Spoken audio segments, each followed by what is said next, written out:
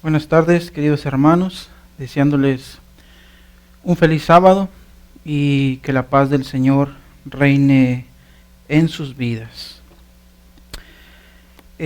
Hoy quiero compartir con ustedes algo de lo que he aprendido de la palabra de Dios. Hay mucho más que aprender y primeramente Dios podemos ir aprendiendo conforme vamos avanzando en el estudio de su santa palabra. Así es que hoy quiero compartir con ustedes la importancia del juicio en el santuario. Pero antes de empezar quisiera tener una palabra de oración y pedir la unción del Espíritu Santo. Voy a orar a mi Dios. Dios y Padre eterno, Creador de los cielos y de la tierra, alabo y glorifico tu nombre, oh Señor, y te doy gracias por todas las bendiciones que me has dado. Gracias también por concedernos la vida.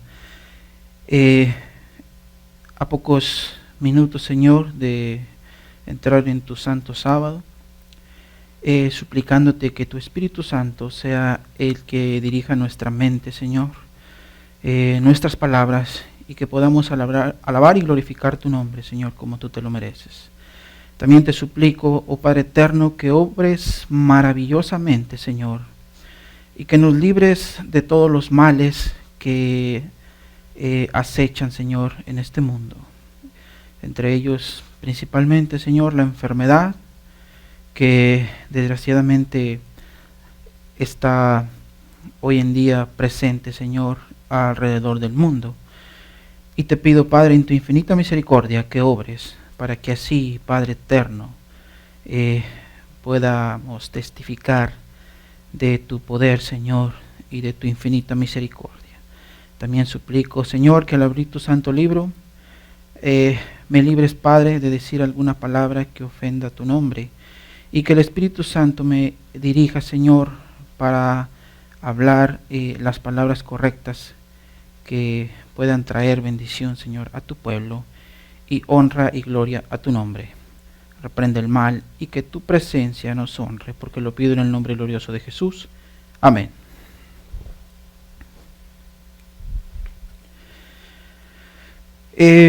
Bueno, como les acabo de mencionar, hoy quiero compartir algo de lo que he aprendido de la palabra de Dios, y algo que se me hace extremadamente hermoso y grandioso es lo que la Biblia nos dice acerca del santuario, acerca del juicio. Y es precisamente de lo que quiero hablar un poco en esta tarde. Por lo regular, cuando hablamos del juicio, nuestra mente rápidamente se dirige hacia el proceso en que Dios está juzgando a su pueblo, a la iglesia, al mundo. Y me atrevo a decir que en algunos casos hay cierto temor, cierta preocupación acerca de esto, pero en realidad el juicio es una forma que Dios emplea para vindicar su iglesia, o lo que es lo mismo, demostrar que su iglesia es justa. El juicio, como lo entendemos, y como muchos de ustedes que estarán estudiando este tema también, entendemos que el juicio comenzó en 1844. ¿Por qué decimos que el juicio comenzó en 1844? Esto lo decimos basándonos al libro de Daniel, al capítulo 8, al versículo 14. Daniel capítulo 8, versículo 14, dice: hasta 2300 tardes y mañanas y el santuario será purificado. Hay un principio de interpretación bien importante en la profecía, y es que un día es igual a un año. Esto lo entendemos basándonos a el libro de Números capítulo 14, versículo 34, y el libro de Ezequiel capítulo 6, versículo 4, Ezequiel 4, 6, perdón. Basándonos a lo que nos dicen estos dos libros, podemos entender que en la profecía un día es igual a un año. Cuando leemos Daniel 8:14, hasta 2300 tardes y mañanas y el santuario será purificado. Cuando dice 2300 tardes y mañanas, está diciendo 2300 días. Y en la profecía un día es igual a un año, estamos hablando de 2300 años. En el capítulo 8 no se nos da una más información para poder entender lo que el versículo 14 está hablando. Pero cuando vamos al capítulo 9, que es la segunda parte del capítulo 8, en el versículo 25 del capítulo 9 del libro de Daniel, el ángel le dice a Daniel exactamente el momento cuando debemos empezar a contar los 2300 años. En el versículo 25 se le dice a Daniel que desde que sea dada la orden para edificar y restaurar a Jerusalén, va a empezar a contar 7 semanas, 62 semanas y luego una semana más. En total son 70 semanas, que es igual a 490 días, proféticamente 490 años. Bueno, no quiero entrar en las 70 semanas, solamente lo estoy mencionando porque el versículo 25, el ángel dice, cuando sea dada la orden para edificar y restaurar Jerusalén, vas a empezar a contar. Y esa orden fue dada en el año 457 por el rey Artajerjes. Eso lo encontramos en el libro de Esdras en el capítulo 7. Y empezando a contar desde el año 457, los 2300 años, llegamos a 1844. Ahora, en 1844, aquí en la tierra, no ocurrió algo que podamos decir extraordinario, grandioso o maravilloso, con excepción de la proclamación del mensaje del primero y del segundo ángel. Pero, por otro lado, en el cielo sí ocurrió algo grandioso, algo extraordinario. Cristo pasó del lugar santo al lugar santísimo del santuario celestial para llevar a cabo la purificación del santuario, o lo que nosotros llamamos el juicio investigador. Podemos tener más información sobre esto si tenemos un estudio un poco más profundo, basándonos a Levíticos capítulo 23, donde se mencionan las fiestas. Pero no quiero entrar en esto, ya que el tema se dirige hacia la misma dirección, pero centrado en otra cosa, ¿sí? Y solamente mencioné esto para estar un poco familiarizados con lo que es el juicio y el santuario celestial. La Biblia nos habla que hay un santuario en el cielo. Eso lo confirma claramente el libro de Hebreos y más específicamente el capítulo 8 y el capítulo 9 del libro de Hebreos. Pero bueno, quiero hablar acerca de la importancia del juicio en el santuario. Y creo que para entender la importancia de este juicio, debemos entender la universalidad del gran conflicto. Entendemos que el pecado no se limita tan solo a la tierra. El pecado no se originó, no inició aquí en la tierra. El pecado se inició en el cielo. ¿Cómo ocurrió? Bueno, la realidad es que la Biblia no da una explicación de cómo es que se originó el pecado. No lo da. En realidad es un misterio. La Biblia lo llama el misterio de iniquidad. Pero basándonos en algunos libros, por ejemplo el libro de Isaías, capítulo 14, versículo 12 al 13, nos da una idea de lo que ocurrió. Asimismo el libro de Ezequiel, el capítulo 28, y versículo 16 al 17. Por un lado, el libro de Isaías dice que el lucero, hijo de la mañana, hablando de Satanás, quiso estar por encima de las estrellas, es decir, por encima de los ángeles, quiso sentarse al lado de Dios, es decir, quiso ser igual a Dios, quiso tener la misma autoridad de Dios. Y por otro lado, el libro de Ezequiel, el capítulo 28, y quiero leer esta parte de la Biblia, Ezequiel capítulo 28, versículo 14, dice: tú querubín grande, cubridor, yo te puse en el santo monte de Dios. Allí estuviste en medio de piedras de fuego. Has andado, perfecto eras en todos tus caminos desde el día que fuiste creado, hasta que se halló en ti maldad. Tú querubín grande, cubridor, es decir, portador de luz. Ese era el nombre que él tenía. Hasta que fue hallado en él maldad. Dice el versículo 16: a causa de la multitud de tus contrataciones fuiste lleno de iniquidad y pecaste, por lo que yo te eché del monte de Dios y te arrojé entre las piedras del fuego, oh querubín cubridor. Enaltecióse tu corazón a causa de tu hermosura, corrompiste tu sabiduría a causa de tu resplandor. Como ya mencioné, la Biblia no dice o no da una explicación acerca de el origen del pecado. Es un misterio. ¿Cómo es que esto apareció? ¿Cómo es que esto llegó a la existencia? No lo sabemos, pero la Biblia, y basándonos en este versículo, podemos tener una idea del inicio de esto.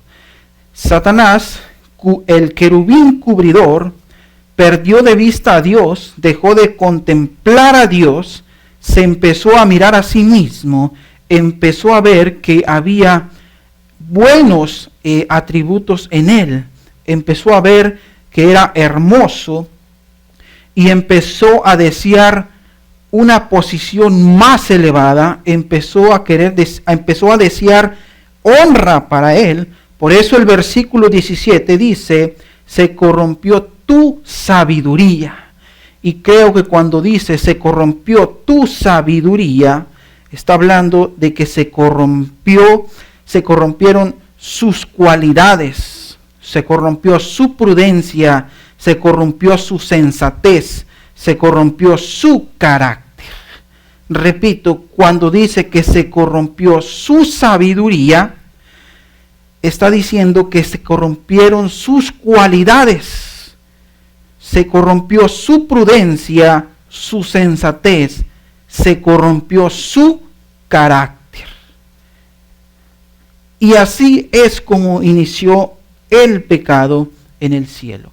Así que el pecado no se limita tan solo a la tierra, involucra a toda la creación de Dios. Es decir, toda la creación de Dios sabe lo que ocurrió en el cielo con este querubín portador de luz, con Satanás.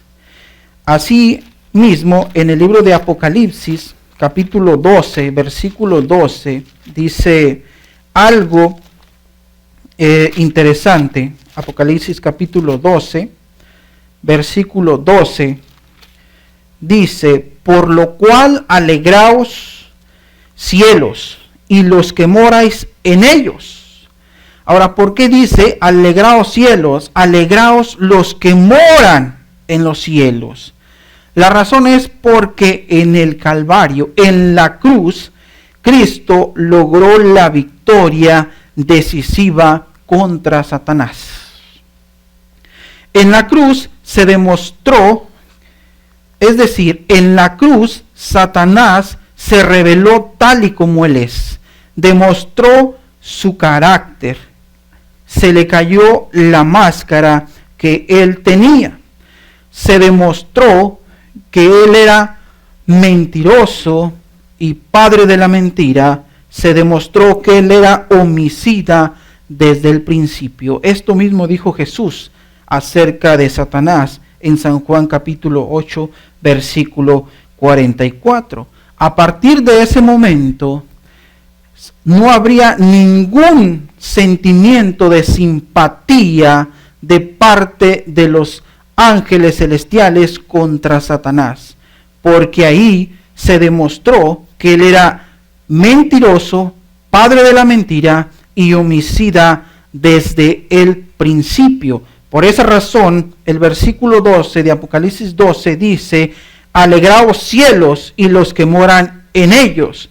Pero la segunda parte del versículo dice: ay de los moradores de la tierra y el mar, porque el diablo ha descendido a vosotros teniendo grande ira, sabiendo que tiene poco tiempo. Es decir, por el otro lado, no hay esa misma alegría, ese mismo regocijo por los moradores de la tierra.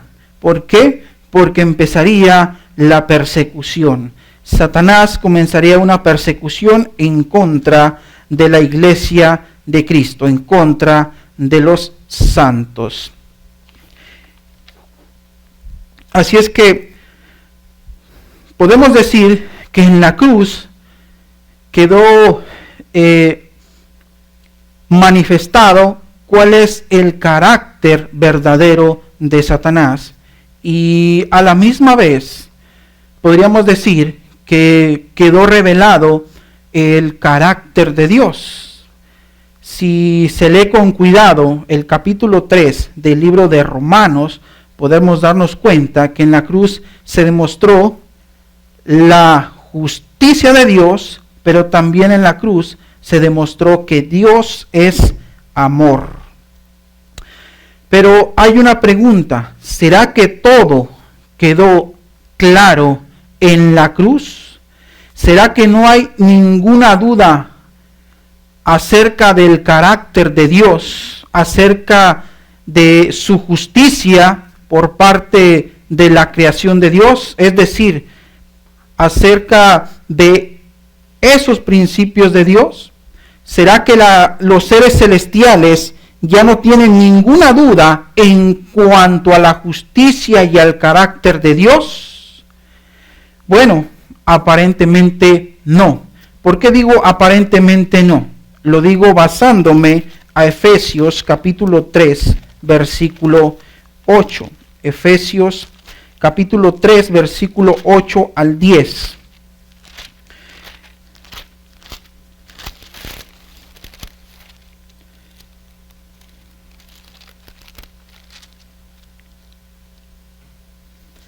Dice: a mí, que soy menor que el más pequeño de todos los santos, es dada esta gracia de anunciar entre los gentiles el evangelio de las inescrutables riquezas de Cristo. Es decir, el apóstol dice: a mí, que soy uno de los más pequeños de los santos, del más pequeño de los apóstoles, se le ha dado la gracia, el regalo de anunciar el evangelio. Y el versículo 9: y de aclarar a todos cuál sea la dispensación del misterio escondido desde los siglos en Dios que creó todas las cosas. Creo que ese misterio que estaba escondido tenía que ver con el plan de redención, tenía que ver con el sacrificio de Cristo que se había planeado desde el principio de la fundación de este mundo. Y a Pablo se le dio la gracia, el regalo de anunciar ese misterio. Pero basándonos en el versículo 10, eso no fue lo único que fue planeado desde el principio de la fundación del mundo. El versículo 10 dice: para que la multiforme sabiduría de Dios sea ahora notificada por la iglesia a los principados y potestades en los cielos. La pregunta es: ¿qué tiene que manifestar la iglesia?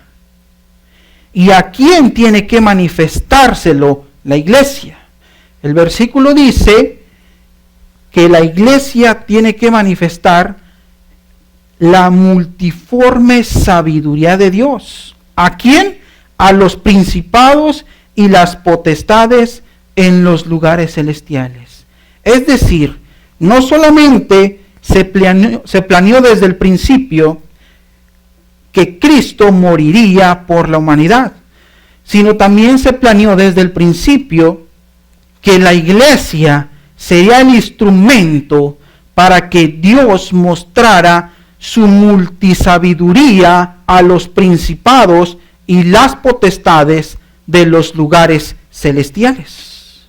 Quiere decir que en la cruz no quedó todo claro, porque este versículo que se escribe después de la muerte de Cristo en la cruz está diciendo que la iglesia tiene que dar a conocer la sabiduría de Dios a los principados y las potestades en los lugares celestiales. Ahora, la pregunta es, ¿a qué se refiere con la sabiduría de Dios? Y otra pregunta sería, ¿cómo la iglesia puede dar a conocer esa sabiduría de Dios? Voy a contestarlo y después voy a citar los versículos para poder aclararlo con el favor de Dios. ¿Qué es la sabiduría de Dios? La sabiduría de Dios tiene que ver con su carácter. ¿De qué forma lo demuestra o lo da a conocer la iglesia a los principados y las potestades en los lugares celestiales? Por medio de las obras, por medio de los frutos, por medio de la victoria en medio de la adversidad. Y quiero citar Santiago capítulo 3.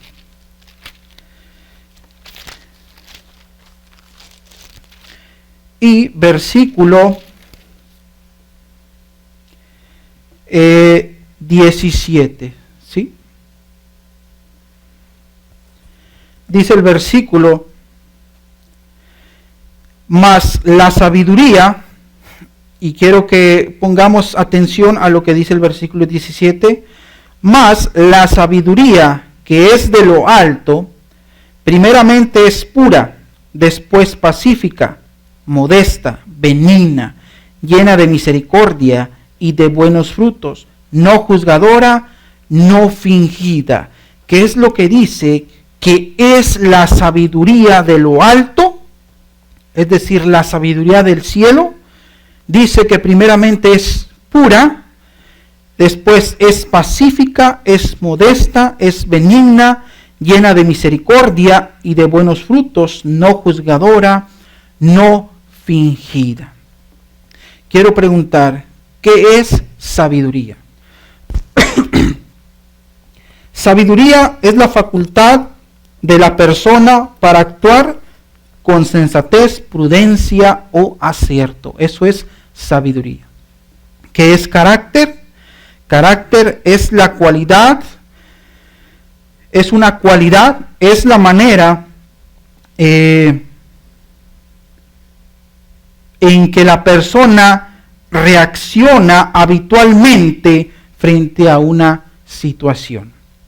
Eso es carácter. Carácter es cualidad. Es la manera en que habitualmente reacciona una persona frente a una situación, como reacciona frente a una situación. Sabiduría es la facultad de la persona para actuar con sensatez, prudencia o acierto. Así es que cuando hablamos de sabiduría, hablamos de carácter, estamos hablando prácticamente de lo mismo. Todo lo que se menciona en el versículo 17, más la sabiduría de lo alto, primeramente es pura, después pacífica, modesta, benigna, llena de misericordia y de buenos frutos, no juzgadora, no fingida. Es una cualidad. Es actuar con sensatez, prudencia y acierto. Es la manera habitual en que una persona reacciona frente a una situación. ¿Cómo reacciona una persona frente a una situación? Que tiene sabiduría de lo alto, con sensatez, con prudencia, con acierto. Espero que me estén siguiendo. Otro versículo que quiero citar en Efesios capítulo 2 y versículo 10. Efesios capítulo 2, versículo 10. Dice: porque somos hechura suya, criados en Cristo Jesús para buenas obras, las cuales Dios preparó para que anduviésemos en ellas. Somos hechura suya. Está hablando del nuevo nacimiento. Hechura suya, criados en Cristo Jesús para buenas obras. Quiere decir que hay una relación entre la sabiduría de Dios y las buenas obras. Claro que sí. El libro de San Juan, capítulo 5, versículo 8, dice: en esto es glorificado mi Padre, en que llevéis muchos frutos y seáis así mis discípulos. Asimismo, Mateo, capítulo 5, versículo 16. Mateo, capítulo 5 y versículo 16. Dice: así alumbre vuestra luz delante de los hombres, para que vean vuestras obras buenas y glorifiquen a vuestro Padre que está en los cielos. Santiago 3, el versículo 17 que leímos, decía que la sabiduría de lo alto es primeramente es pura, pacífica, benigna, llena de misericordia, de buenos frutos, no juzgadora, no fingida. Es decir, esto es la luz con la que la iglesia alumbra a los hombres para que éstos glorifiquen a Dios que está en los cielos. La sabiduría que habla Santiago 3:17 es la sabiduría que Dios ha prometido dar a todos aquellos que la piden con fe. Y otro ejemplo bien marcado lo encontramos en el libro de Job, en el capítulo 1, en el capítulo 2. Bueno, en realidad todo el libro de Job. Pero en el capítulo 1 y en el capítulo 2 aparece algo interesante. Por ejemplo, el capítulo 1 dice que hubo una reunión, ¿sí? Los hijos de Dios, y entre ellos vino también Satanás a esta reunión. Y Dios le pregunta a Satanás que si ha visto a su siervo Job. Y quiero que notemos lo que dice Dios acerca de Job, porque es muy, muy inspirador lo que Dios dice acerca de Job en el capítulo 1, en el versículo 8. Y Jehová dijo a Satán: ¿no has considerado a mi siervo Job, que no hay otro como él en la tierra, varón perfecto y recto, temeroso de Dios y apartado del mal? Y respondió Satán a Jehová, dijo: ¿teme Job a Dios en balde? ¿No le has tú cercado a él y a su casa y a todo lo que tiene en derredor? Al trabajo de sus manos has dado bendición, por tanto su hacienda ha crecido sobre la tierra. Es decir, Dios le dice a Satanás: ¿has visto a mi siervo Job, varón perfecto y recto, temeroso de Dios, apartado del mal? ¿No es inspirador lo que Dios dice acerca de Job? Pero por otro lado, Satanás lanza una acusación falsa en contra de Dios, diciendo: ¿acaso Job teme a Dios en balde? ¿No le has cercado tú de riqueza y has bendecido todo su trabajo? Y la realidad es que Job era bastante rico. Pero lo que Satanás le está diciendo a Dios es: tú estás comprando la fidelidad de Job. Tú estás comprando a Job. Eso es lo que le está diciendo Satanás a Dios. Dice: déjame que lo toque. Deja que toque la bendición que tú le has dado y verás si no pierdes su fidelidad, si no blasfema tu nombre. Así es que Dios permitió que Satanás hiciera esto. Y esto es un claro ejemplo que Dios permite que los santos, que su iglesia sufra, para que de esta forma el nombre de Dios pueda ser vindicado ante los principados y las potestades de los lugares celestiales. Dios permite que su iglesia, que los santos padezcan, porque de esta forma la iglesia está dando a conocer esa multiforme sabiduría de Dios a los principados, a las potestades de los lugares celestiales. Porque la sabiduría es prudencia y sensatez. Es fidelidad en medio de la adversidad. De esa forma actuó Job, siendo fiel a Dios en medio de la adversidad. Así es que cuando todo esto pasó, Job vindicó el nombre de Dios ante todos los hijos de Dios que se reunieron. Así comienza el capítulo 1. Así es que Job demostró que lo que Satanás estaba diciendo, que de lo que estaba acusando Satanás a Dios, era mentira. Era mentira. Así es que los principados y las potestades en los lugares celestiales estaban viendo la fidelidad de Job en medio de la adversidad. Estaban viendo su prudencia, estaban viendo su sensatez, estaban viendo cómo Job estaba dando a conocer esa multiforme sabiduría de Dios. ¿Qué más observan los principados y las potestades de los lugares celestiales en la iglesia? ¿Qué más observan? El libro de Efesios, capítulo 2, versículo 16, contesta esta pregunta. Efesios, capítulo 2, versículo 16.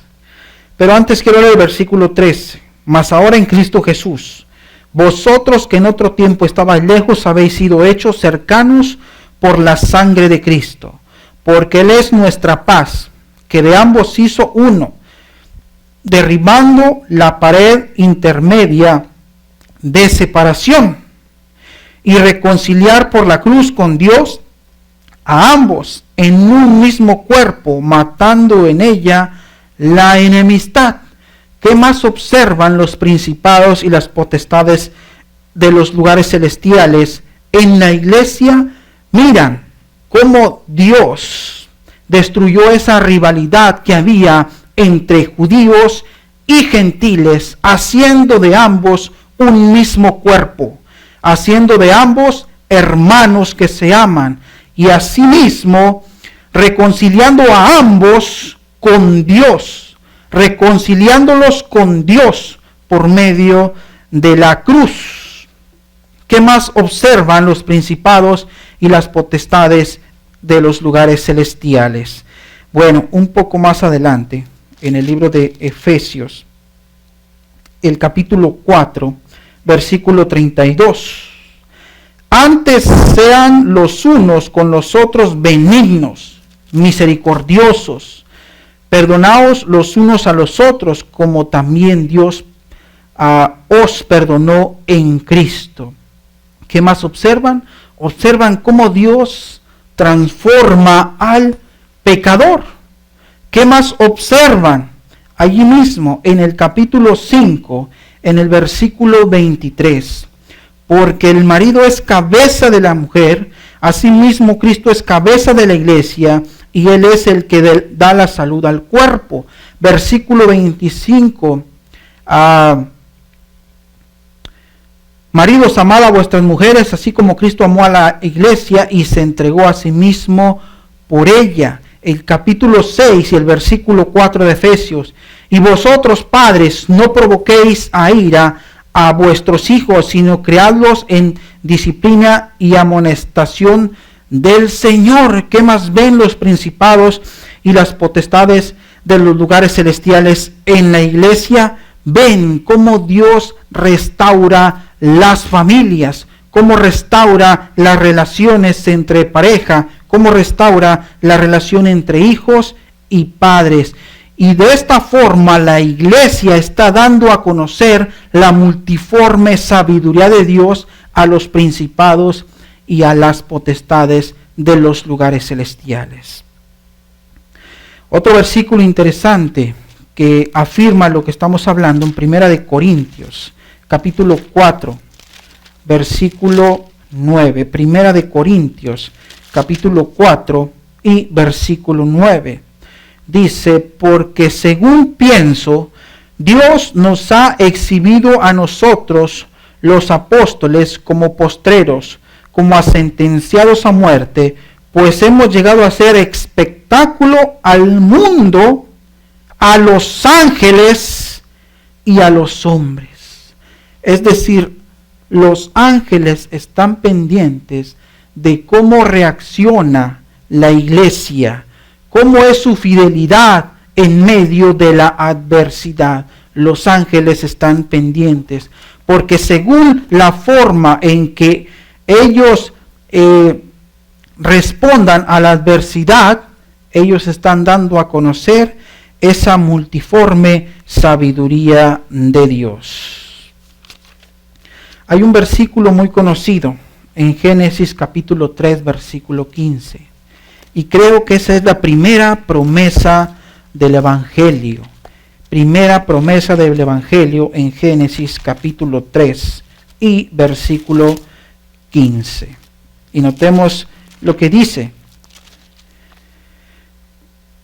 Y enemistad pondré entre ti y la mujer. Esto le dice Dios a la serpiente. Esto le dice Dios a Satanás. Pondré enemistad entre ti y la mujer, y entre tu simiente y la simiente suya. Esta te herirá en la cabeza, y tú le herirás en el talón. Este versículo nos dice o habla de la sentencia que vendría contra Satanás. Y el cumplimiento de este versículo lo encontramos en el libro de Juan, en el capítulo 19, versículo 17. Juan, capítulo 19, versículo 17. Dice, y llevando su cruz salió al lugar que se dice de la calavera, y en hebreo Golgotá, donde le crucificaron, y con él otros dos, uno a cada lado, y Jesús en medio. ¿Cómo se llamaba ese lugar? El lugar de la calavera. ¿Por qué? Porque allí fue donde Cristo aplastó la cabeza de la serpiente. Cristo colgado del madero, lo que aparentemente era una derrota para Cristo fue su victoria. Y lo que aparentemente era la victoria para Satanás fue su derrota. Pero esta profecía o esta promesa de Génesis 3:15 nos lleva a un cumplimiento más. En el libro de Romanos, en el capítulo 16, ya que el versículo 15 de Génesis 3 decía que pondría enemistad entre la mujer y la serpiente. La mujer representa también a la iglesia, y quiero que notemos lo que dice Romanos capítulo 16, versículo 19 y 20. Versículo 19 dice, porque vuestra obediencia ha venido a ser notoria a todos, así que me gozo de vosotros, mas quiero que seáis sabios en el bien y simples en el mal. Hay otras versiones que dice ignorantes en el mal. Y dice el versículo 20, y el Dios de paz quebrantará presto a Satanás debajo de vuestros pies. La gracia del Señor nuestro Jesucristo sea con vosotros.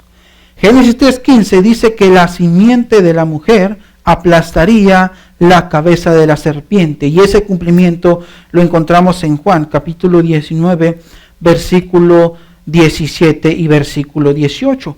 Pero por otro lado, Pablo dice en el versículo 20 que Dios también quebrantará presto a Satanás debajo de los pies de la iglesia, debajo de los pies de los santos. Ahora, esto puede hacerse literalmente, difícilmente, pero a medida que permitimos que Cristo more en nosotros, a medida que permitimos que Él nos transforme, a medida que permitimos que Él nos haga sabios para el bien e ignorantes para el mal, estamos saliendo victoriosos, estamos siendo fieles en la adversidad y estamos dando a conocer la multiforme sabiduría de Dios a los principados y a las potestades. Es decir, de qué forma Dios quebranta a Satanás debajo de los pies de la iglesia o de los santos, dando la victoria sobre el pecado, dando la victoria sobre la tentación, haciendo una transformación de los pecadores, haciendo una transformación del carácter. Y de esta forma la iglesia, los santos, están dando a conocer esa multiforme sabiduría de Dios a los principados y las potestades en los lugares celestiales. Así es que en la cruz no quedó todo claro, aunque se desenmascaró a Satanás y se demostró quién realmente era él, y asimismo también se demostró que Dios es amor y se demostró la justicia de Dios.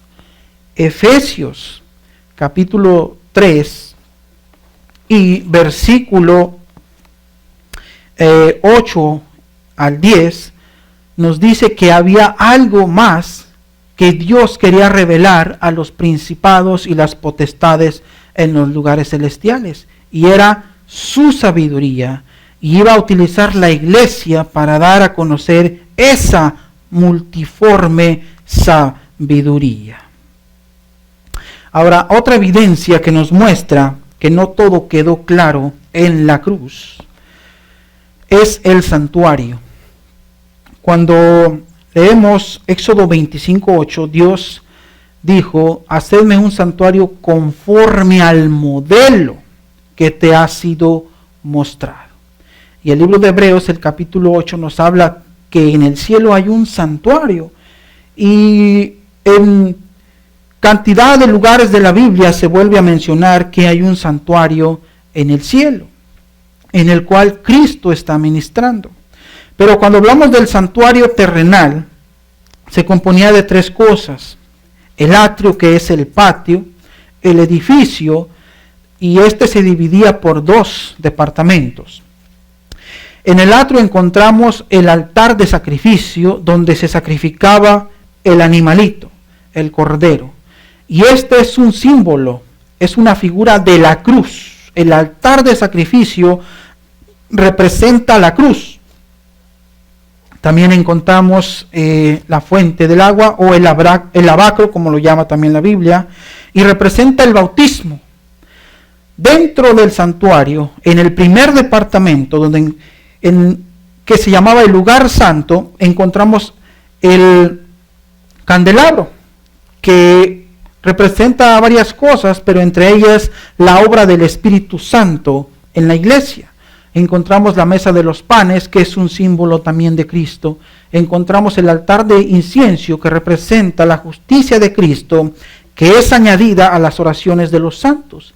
Y en el último departamento, que es el lugar santísimo, encontramos el arca del pacto. Dentro de ella, la tabla de los 10 mandamientos. la vara de Aarón que reverdeció, y el maná.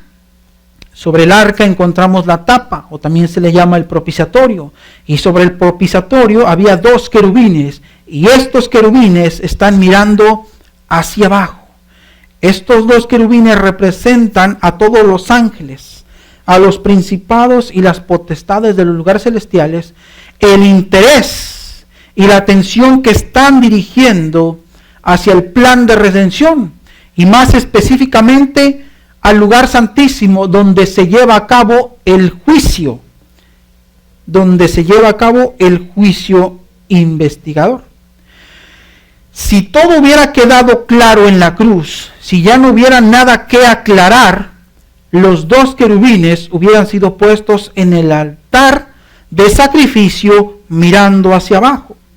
Pero como aún había más que demostrar, como había aún más que Dios tenía que revelarle a los principados y a las potestades de los lugares celestiales, correctamente estos 2 querubines fueron puestos en el lugar santísimo, donde se llevaba a cabo la purificación del santuario, representando el interés de todos los ángeles que miran el juicio que se lleva a cabo en el santuario celestial. Y hay un versículo muy interesante en el libro de Romanos, en el capítulo 3, Romanos capítulo 3, versículo 4.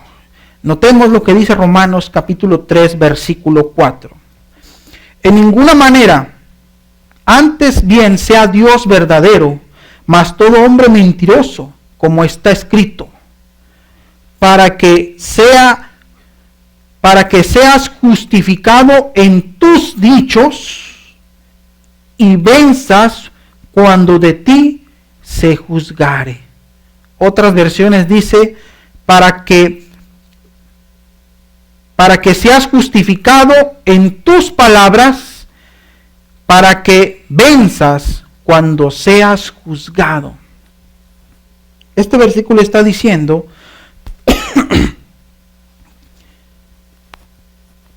y pongan atención a lo que estoy diciendo. Este versículo dice que Dios va a ser juzgado. Ahora, no quiero que se adelanten a pensar cosas que no estoy diciendo.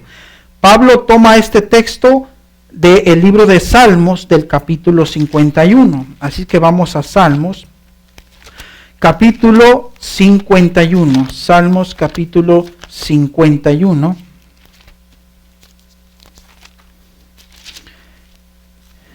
Aquí encontramos un salmos de arrepentimiento. Y dice el versículo 1, ten piedad de mí, oh Dios, conforme a tu misericordia, conforme a la multitud de tus piedades.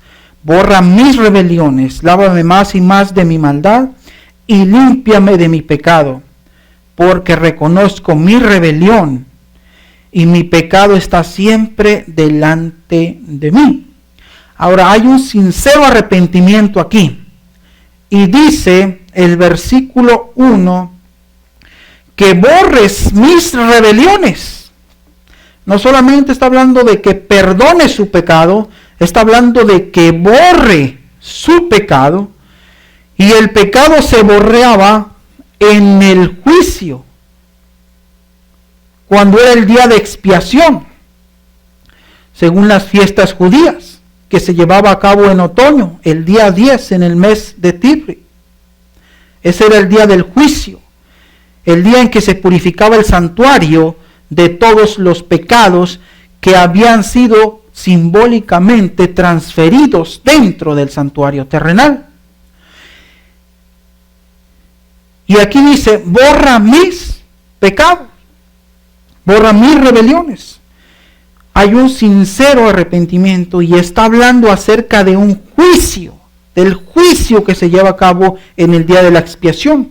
Y dice el versículo 3, porque reconozco mis rebeliones y mi pecado está siempre delante de mí, a ti solo he pecado y he hecho lo malo delante de tus ojos. Porque seas reconocido justo en tus palabras y tenido por puro en tu juicio. Y otra versión dice del versículo 4, contra ti solo he pecado y he hecho lo malo delante de tus ojos, de manera que eres justo cuando hables y sin reproche cuando juzgues. El libro de Romanos, el versículo 4 del capítulo 3, nos está hablando de este mismo versículo de Salmo 51. Y aquí dice, para que seas justificado en tus palabras y venzas cuando seas juzgado. Ahora, ¿qué se está juzgando de Dios? Lo que se está juzgando de Dios es la manera como Él juzga.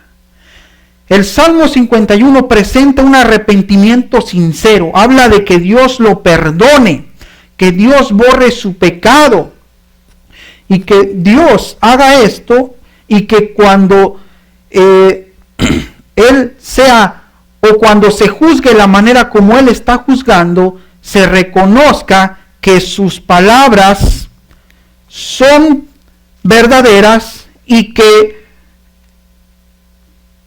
Él venza cuando de Él se juzgue. Es decir, ¿qué se juzga de Dios? La manera como Él juzga al mundo. Se juzga de Dios la manera como Él juzga al pecador arrepentido. Es decir, en el juicio se tomarán decisiones de todos aquellos que han formado parte de la familia cristiana, de todos aquellos que han creído en Cristo Jesús. Y algunos serán salvos y lamentablemente otros se perderán. Lamentablemente otros se perderán. Y en el juicio se verá cómo es que Dios está juzgando a cada individuo. ¿Por qué? Por un lado se toma la decisión de que uno puede entrar a la tierra prometida y por qué otro no va a entrar a la tierra prometida. Por eso es que es importante que la iglesia dé a conocer esa multiforme sabiduría de Dios, porque de esa forma se está dando a conocer el carácter de Dios, lo que Dios hace en su iglesia, lo que Dios hace con los santos. Y en el juicio se juzga cómo Dios está juzgando a su iglesia. Por otro lado, Isaías capítulo 5, versículo 16. Isaías capítulo 5 y versículo 16.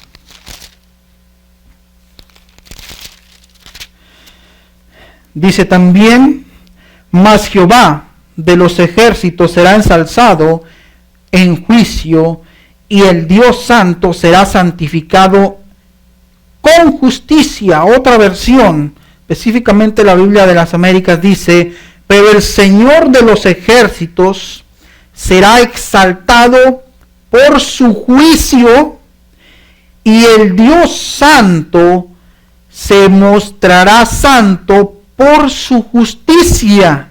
¿Dónde ocurrirá esto? En el juicio. ¿Cuándo? Cuando termine el juicio. ¿Ante quién será exaltado? Eso nos lo dice Daniel capítulo 7, versículo 10.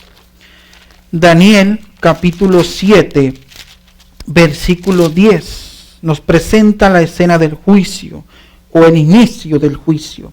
Versículo 9. Estuve mirando hasta que fueron puestas sillas, y un anciano de grande edad se sentó, cuyo vestido era blanco como la nieve, y el pelo de su cabeza como lana limpia. Su silla llama de fuego, y su rueda fuego ardiente. Un río de fuego procedía y salía delante de él. Millares de millares le servían, y millones de millones asistían delante de él. El juez se sentó, y los libros fueron abiertos. Comienza el juicio. Ahora, ¿quién asiste delante de él? ¿Cuántos le sirven a él? El versículo 10 dice, millares de millares le servían y millones de millones asistían delante de él. Está hablando de los ángeles, está hablando de los principados y las potestades en los lugares celestiales que asisten al juicio. Y cuando Dios juzgue, se juzgará la manera como Él juzga. Y al terminar este juicio, Dios será exaltado ante estos, porque mirarán que Dios ha juzgado con justicia, porque quedará claro que Dios es justo y que Dios ha juzgado con justicia. Por otro lado, Apocalipsis capítulo 14 nos está hablando también del juicio. Así es que Daniel capítulo 7, versículos 9 y 10, y Apocalipsis capítulo 14, versículo 7, están hablando de lo mismo. Apocalipsis capítulo 14, versículo 7 nos habla del mensaje del primer ángel. Y quiero que notemos lo que dice el versículo 7. Apocalipsis capítulo 14, versículo 7. Leamos desde el 6. Y vio otro ángel volar por el medio del cielo que tenía el evangelio eterno para predicarlo a los que moran en la tierra, a toda nación, tribu, lengua y pueblo, diciendo en alta voz: temed a Dios y darle honra, porque la hora de su juicio es venida, y adorar a aquel que ha hecho el cielo, la tierra, el mar y las fuentes de las aguas. Ha llegado la hora de su juicio, y este versículo puede entenderse de dos formas. Ha llegado la hora o el proceso en que Dios juzga a su iglesia. Y se puede entender también en que ha llegado la hora o el proceso en que se juzga la manera en que Dios juzga. Espero que esté siendo claro. Dice que ha llegado la hora de su juicio. Se puede entender que llegó la hora o el proceso en que Dios está juzgando al mundo o a los que han creído en Jesús. Y por otro lado también se entiende que ha llegado la hora o el proceso en que se juzga la manera en que Dios juzga al pecador y al pecador arrepentido. Ahora, 2 capítulos más adelante, vamos cerrando con esto. El capítulo 16, cuando empiezan a caer las 7 plagas, y verdaderamente cuando termina el ministerio de Cristo en el santuario celestial, cuando su obra ha cesado, ha terminado, el juicio ha concluido, y nos dice el capítulo 16, versículo 5.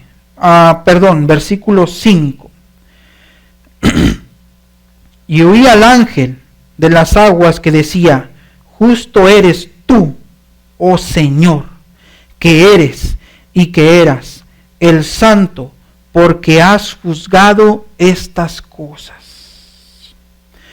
Porque ellos derramaron la sangre de los santos, y los profetas también tú les has dado a beber sangre, pues lo merecían. Versículo 7.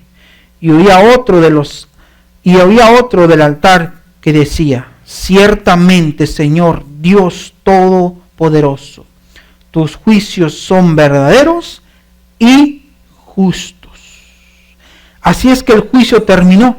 Está hablando de que Dios ya juzgó, es decir, el juicio ya pasó, y los santos, los ángeles, los principados y las potestades de los lugares celestiales están diciendo: justo eres tú, oh Señor, que eres y que eras el santo, porque has juzgado estas cosas.